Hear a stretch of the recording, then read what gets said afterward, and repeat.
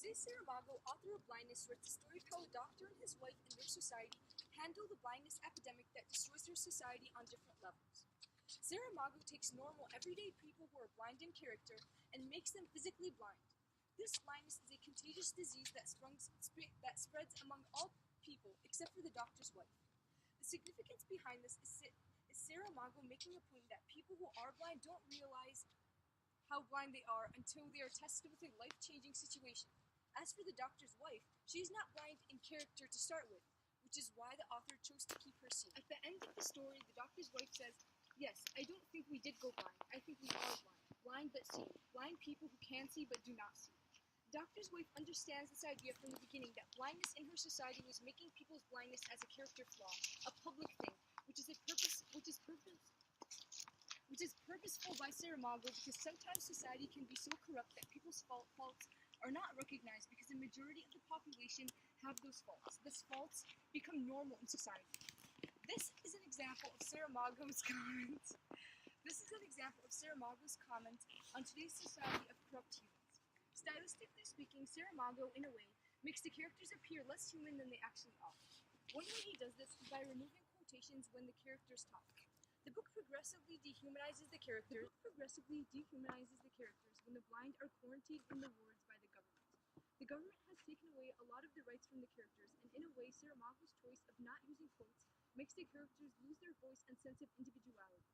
To add to this, Saramago does not give any of the characters names, and this makes the characters seem even more unidentifiable to us, the readers. The lack of names helps bring out Saramago's intention of criticizing our blind society by focusing on his message of blindness being a character flaw that is hard to identify. Saramago's long sentence structure also adds to the idea of ranting or venting about specific situations throughout the book that adds to Saramago's purpose of making our widely accepted society unacceptable in a light we haven't seen before, and making us, the readers, think about how blind our government, our friends, our enemies, and even our own selves are. Welcome, Julianne. Can you please explain to us this painting that is right behind you? So this painting by Roy Natrum criticizes people's inability to judge themselves and they're oblivious to their own flaws. When you look at the painting, your eyes are immediately drawn to the crown. Why does the crown sit on the gorilla's head? So not only is it the center of the canvas and the most important aspect of the composition, its red gemstones are also the only source of color in the painting. It's obvious that Natrum desires this to be the central focus of the painting, and that it is intended to be the most important symbol in the painting. What does the crown symbolize? So the crown serves as a blindfold to the gorilla, and that's apparent as you see how it sits not on the gorilla's head, but over his eyes. I believe this is intended to show the wealth and power symbolized by the crown blind leaders to their own deficits. In this case, that he is not a man, but a gorilla. Have you read the book Blindness by Jose Saramago? Yes, and this concept actually reflects the downfall of the government in blindness. Like the gorilla in the painting, the government's prestige, power, and fear blinds itself to its own cruelty. Though like the gorilla, they can physically see, they are blind to the fact that they are wrongly treating the blind people like menacing animals. What is special about the blurred outlines of the gorilla? So this idea of being blind to one's own flaws is further developed in the painting through the use of the blurred outlines of the gorilla and the balloon. This blurriness evokes a feeling of uncertainty. The gorilla changes his stance often and is thus unpredictable. This symbolizes how, as a leader, he cannot always be trusted to do what is right and necessary because he changes his ideas frequently and seemingly at random. The darkness of the gorilla and the balloon also contribute to this effect. How does this relate to the government in Blindness? So similarly, in Blindness, the government frequently changes its stance in the epidemic, leading to instability, but the doctor's wife, as a contrast, is always guided by the same moral compass, so her actions are predictable. The government's character flaw in this case is that it is blind to any set of moral or ethical values, so its actions are unpredictable. What are those little specks in the background of the painting? So that's the most subtle, but arguably the most powerful aspect of this painting, and that's the use of Braille in the background.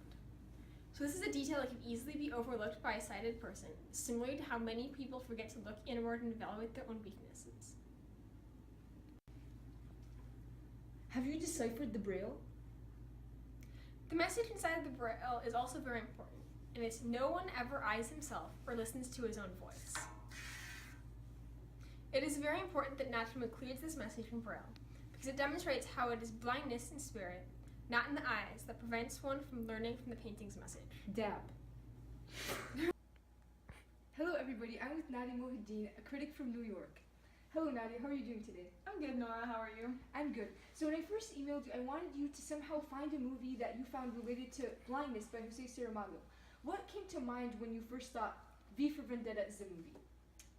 Well, the reason why I chose V for Vendetta is because, unlike Blindness, which is a novel that deals with literal blindness where there's an epidemic and no one can see and they have this milky whiteness, V for Vendetta deals more with a figurative blindness where, though none of the characters are actually able to not see, they all have the power to see, they end up being blinded in the end of the movie by the main character V, who seems to control everyone in the population.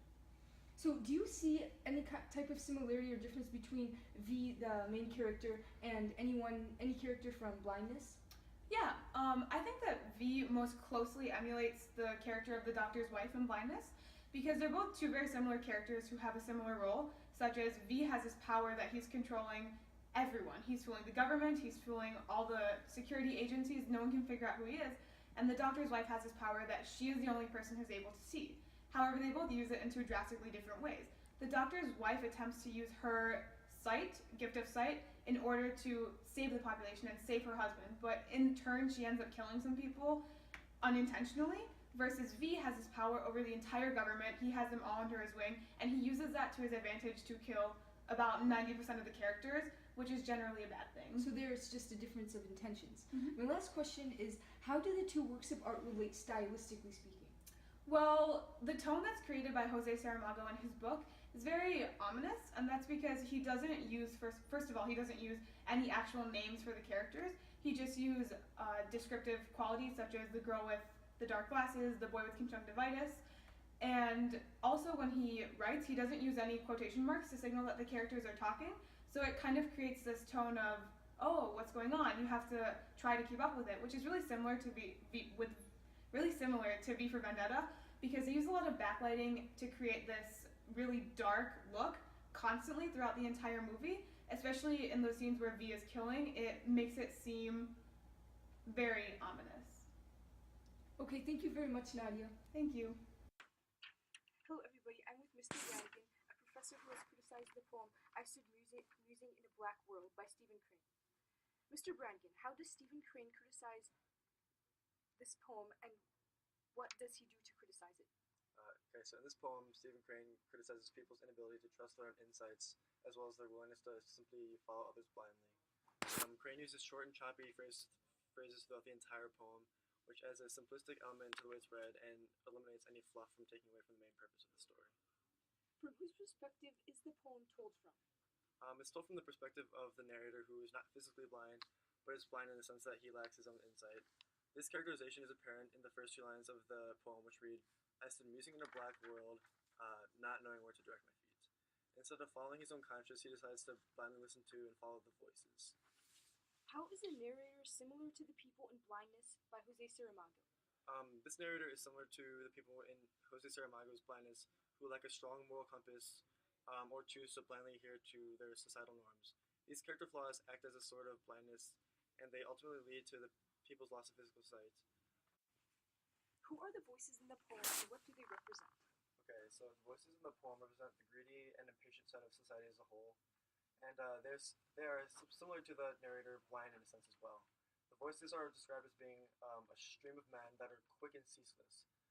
These adjectives contain an urgent tone, which attests to their impatience. Additionally, they're eager and they're filled with desire, which serves as evidence of their greediness.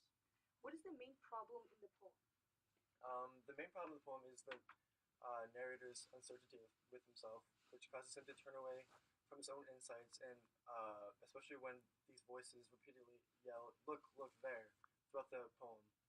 Crane's repeated use of this shadow, of these phrases, shows how the narrator feels increasingly compelled to listen to and heed their commands instead of trusting his own conscience. When he chooses to look in the direction of their pointing, he sees a vision painted upon a pall that is described as being radiant, ineffable, and divine. These adjectives give this vision a very grandiose image, which is ironic because it is painted upon a pall, which is a cloth that is spread over a coffin or tomb. I believe that this ironic image shows that the greedy and impatient qualities of the voices will only lead them to their own demise. And if the character chooses to follow the voices, his blindness will lead him to the same fate. This concept reflects the way in which the people in blindness were headed toward a very similar fate. In the asylum where the blind people were placed by the government, a very violent regime eventually took control using fear tactics and subjugated the rest of the internees to cruel and inhumane treatment. If this sort of reckless and primal behavior created by the regime had spread throughout the rest of the blind people, then their whole society would have fallen into chaos, and very few would have survived in the end. And then at the end of the poem, the narrator briefly looks away from the vision, and when he looks back, there's nothing there anymore.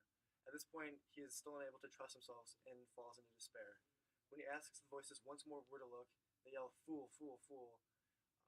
And Crane's decision to make the voices' dialogue so simple and identical throughout the entirety of the poem allows these final words to emphasize the narrator's moment of realization. It takes the narrator up until the very end of the poem to figure out that the blindness of his spirit has caused him to nearly lose his own identity and become a part of the voices himself.